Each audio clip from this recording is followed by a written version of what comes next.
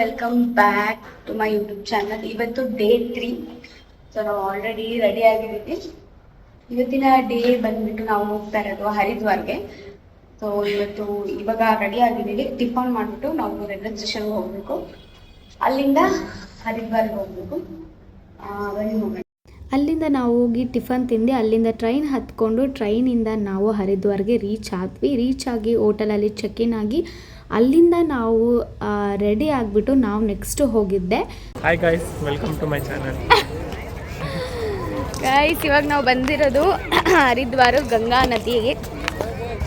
ಗಂಗಾ ನದಿಯಲ್ಲಿ ಸ್ನಾನ ಮಾಡ್ಕೊಳ್ಳೋಣ ಅಂತ. ಸೂಪರಾಗಿ ಹರಿತಾ ಇದೆ. ಎಷ್ಟು ಬ್ಯೂಟಿಫುಲ್ ಆಗಿದೆ ವಾಟರ್, ಮಾತ್ರ ಸಖತ್ ಕ್ಲೀನಾಗಿದೆ.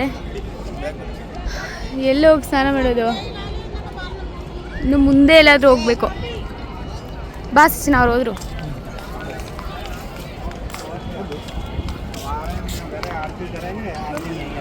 ಇವಾಗ ಇಲ್ಲಿ ಸ್ನಾನ ಮುಗಿಸ್ಕೊಂಡು ಗಂಗಾ ನದಿಯಲ್ಲಿ ನೆಕ್ಸ್ಟ್ ಗಂಗಾ ಪೂಜೆಗೆ ಹೋಗ್ಬೇಕು.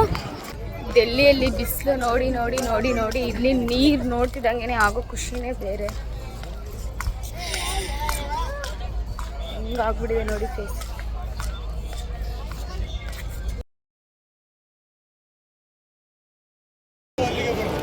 ಅಲ್ಲಿ ಸ್ನಾನ ಮುಗಿಸ್ಕೊಂಡು ಇವಾಗ ದೇವಸ್ಥಾನಕ್ಕೆ ಹೋಗ್ತಾ ಇದ್ದೀವಿ. ಅಲ್ಲಿಗೆ ಹೋಗ್ಬೇಕು. ಗಂಗಾ ಪೂಜೆ ಇದೆ.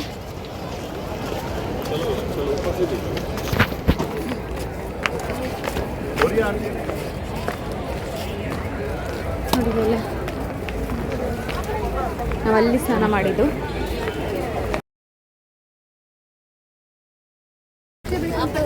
ಇಲ್ಲಿ ಸ್ವಲ್ಪ ಫಾಸ್ಟಾಗಿ ಹೋಗ್ತಾ ಇದಲ್ಲ ನೀರು.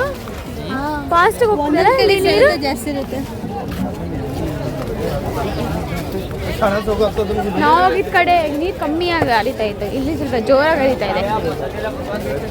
ನಾವು ಆ ಕಡೆ ಸ್ನಾನ ಮಾಡಿದ್ವಿ, ಅದೇ ಎಷ್ಟು ಫಾಸ್ಟಾಗಿ ಹರಿತಾ ಇದೆ. ನಾವು ಸ್ನಾನ ಮಾಡಿದ ಕಡೆ ಕಮ್ಮಿಯಾಗಿತ್ತು, ಆಳನೂ ಇರಲಿಲ್ಲ. ಇಲ್ಲಿ ಸ್ವಲ್ಪ ಟೆಕ್ನಿಕ್ ಅನಿಸುತ್ತೆ. ಇವಾಗ ದೇವಸ್ಥಾನಕ್ಕೆ ಹೋಗ್ತಾ ಇದ್ದೀವಿ ಫ್ರೆಶ್ ಆಗಿ.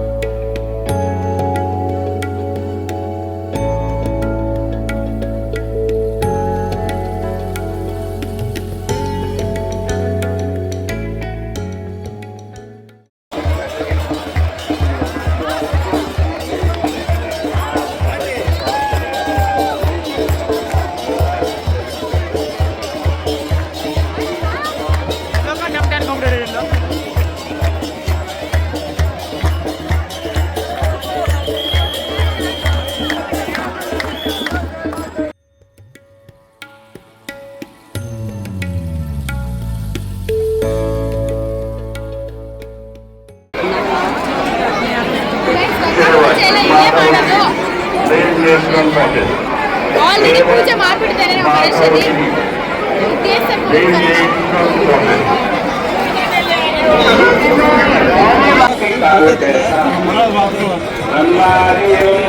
अन्य देवताओं को